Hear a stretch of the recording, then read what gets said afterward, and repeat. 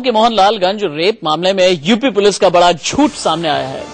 Forensic report में खुलासा हुआ है कि महिला के साथ रेप किया गया और इस वारदात में 1 से अधिक लोग शामिल थे। आपको बता दें कि यूपी पुलिस ने कहा था कि मर्डर से पहले रेप नहीं हुआ था। रेप में नाकाम होने पर ही आरोपी ने महिला की हत्या की थी और उसमें एक ही शख्स शामिल था।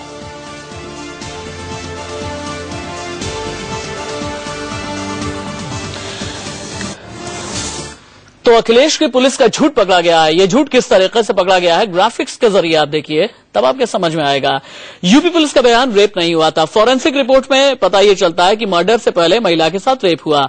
अखिलेश की पुलिस का ये बड़ा झूठ पकड़ा गया। यूपी पुलिस का बयान, रेप की कोशिश की गई, नाकाम रहने पर हत्या।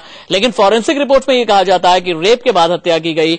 ये अखिलेश की पुलिस का दूसरा और बहुत बड़ा झूठ सामने आया। और इन यूपी पुलिस का बयान यह था कि वारदात में एक ही शख्स शामिल था। फॉरेंसिक रिपोर्ट में कहा गया है कि महिला के साथ 1 से अधिक लोगों ने रेप किया, यानी 1 नहीं, 2 नहीं, कई झूठ यूपी पुलिस ने बोला है। अब हत्या में बाइक की चाबी का इस्तेमाल किया गया, यूपी पुलिस का बयान था। फॉरेंसिक रिपोर्ट में कहा गया है कि बाइक की चाबी पर खून के सैंपल मिले ही नहीं।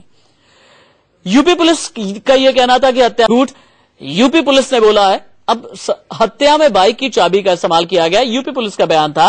फॉरेंसिक रिपोर्ट में कहा गया है कि बाइक की चाबी पर खून के सैंपल मिले ही नहीं।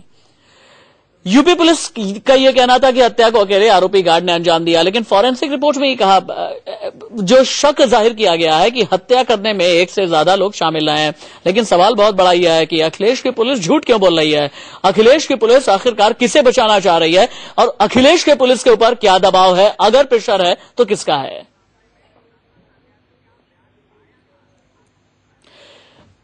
इस मामले पर आप भी देखिए, सुतापा सान्याल का बयान क्या आया था, दिखाते हैं आपको।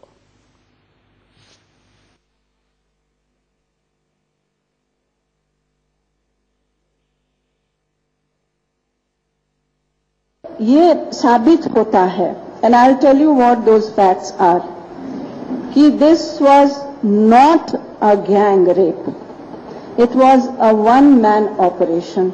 Very sad, but it was a one man operation. Indian news संवाददाता विपिन चौबे के पास लाइव हम चलते हैं। लखनऊ से मेरे साथ में मौजूद हैं। विपिन, मुझे ये बताइए, यूपी पुलिस ने ये कहानी गढ़ी थी, अब ये समझ में आ गया फॉरेंसिक रिपोर्ट सामने आने के बाद। यूपी पुलिस ने कहानी गढ़ी तो क्यों गढ़ी, किसके कहने पर गढ़ी, किस किस को बचाना चाह रही है यूपी पुलिस? यूपी पुलिस के ऊपर प्रेशर किसका है?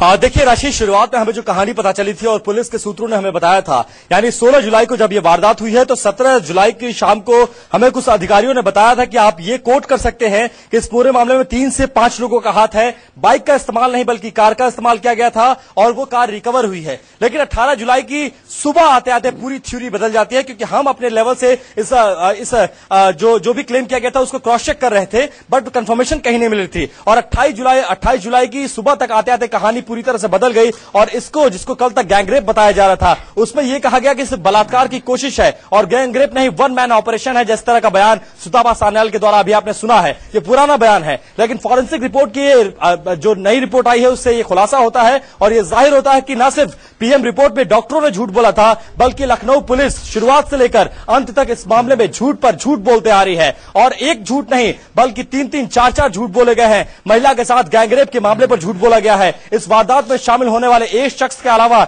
बाकी के जो 2 और 3 चेहरों को छुपाया जा रहा है, उनके नाम पर झूठ बोला गया है। इसके अलावा जिस चाबी पर, यानी जिस महिला के शरीर पर जो चोट के निशान थे, उसको चाबी के द्वारा बताया गया था, वो भी झूठ बोला गया है। और डीएनए सैंपल्स में कई लोगों के इस घटना में शामिल होने की पुष्टि भी हो गई है। यानी शुरुआत से लेकर अंत तक झूठ पर झूठ बोल रही है यूपी सरकार और लखनऊ। मुझे ये बताइएगा, फॉरेंसिक रिपोर्ट सामने आने के बाद विपिन, मोहनलालगंज के इस दरिंदगी के मामले में चूंकि जो मृतका का परिवार है वो सीबीआई जांच की मांग को लेकर के लगातार धरना प्रदर्शन कर रहा है और इस धरने प्रदर्शन में यही कहा जा रहा है कि उनके साथ यूपी पुलिस नाइंसाफी कर रही। फॉरेंसिक रिपोर्ट सामने आने के बाद परिवार का क्या कहना है?